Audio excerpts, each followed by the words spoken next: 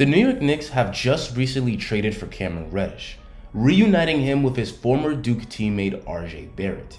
Cam wanted out of Atlanta because they're overloaded with wings and he was playing behind two players in Kevin Huerter and Bogdan Bogdanovic. This is a great low-risk, high-reward move for the Knicks. For starters, the Knicks didn't give up too much. All they gave up for Reddish was Kevin Knox, a draft bust they had pretty much given up on since last season, and Charlotte's first-round pick that's top 19 protected and likely won't convey anyway. I love this move, so let's break down why this is a great pickup for the Knicks. For starters, Cam is a very talented two-way player. He's a good defender with the potential to be a great one. He's got a great physical profile at 6'8" with a long 7'1" wingspan, and he's athletic, which makes him a great man-to-man defender. And he's a versatile defender that can guard multiple positions as well. He's also a good off-ball defender, which is why he tends to rack up steals and deflections. Cam's size and defensive abilities is why he was often compared to Paul George during the draft process. If Thibodeau can unlock him, Reddish might be able to become an elite defender. This is something the Knicks desperately need. After ranking top 5 in defense last year, the Knicks are only a middle-of-the-pack defensive team. The perimeter defense in particular is really bad thanks to liabilities like Kemba Walker and Evan Fournier.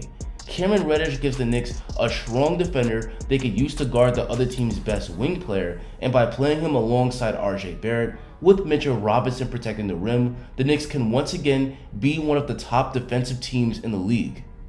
Cam also has a lot of potential on the offensive end. On the season, he's averaging a decent 12 points per game in around 21 minutes. Cam can do a lot of things on offense. He's a good ball handler, he could drive to the rim, he could pass, and he has a good mid-range game. He's also money from outside, as he's currently hitting 38% of his threes. This is why Reddish was taken with a top 10 pick in the 2019 draft. Even after his inefficient season at Duke, teams saw Reddish as a potential all-star. The main issue with Reddish is that he's inconsistent. While he could go off for 30 on any given night, he's also just as likely to follow it up with 14 on horrible shooting.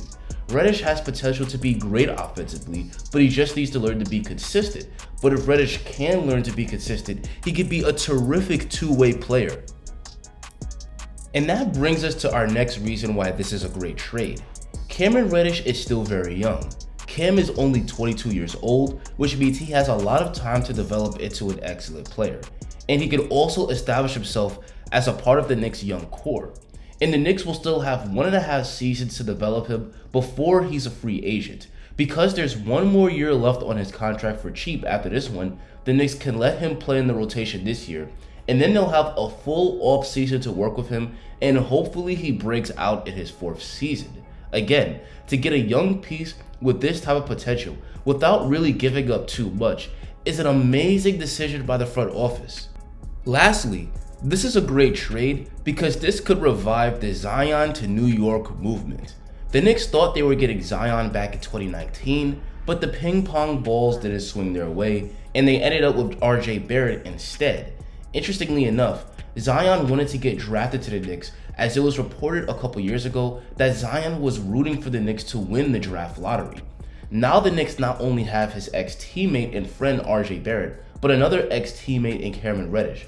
This could pave the way to Zion demanding a trade from New Orleans to the Knicks, especially since it was reported that Zion's family wants him out of New Orleans. Zion has missed all of this season with injury, but he's coming off a year where he averaged 27 points per game on 60% shooting, becoming the only player in league history to average that many points with 60% efficiency. And for him to do that at just 21 years old shows he's only scratching the surface of his true potential. The Cameron Reddish pickup could lead to the Knicks finally acquiring Zion Williamson after all. Anyway guys, that's going to be the end of the video. Trading for Cameron Reddish was a very savvy, low-risk, high-reward move by the Knicks front office, so they deserve credit. But now I want to hear what you guys think. Is trading for Cam Reddish a good move? Let me know in the comments. If you enjoyed this video, make sure to drop a like, subscribe, and watch some of my other Knicks content. Thanks for watching, and have a great rest of your day.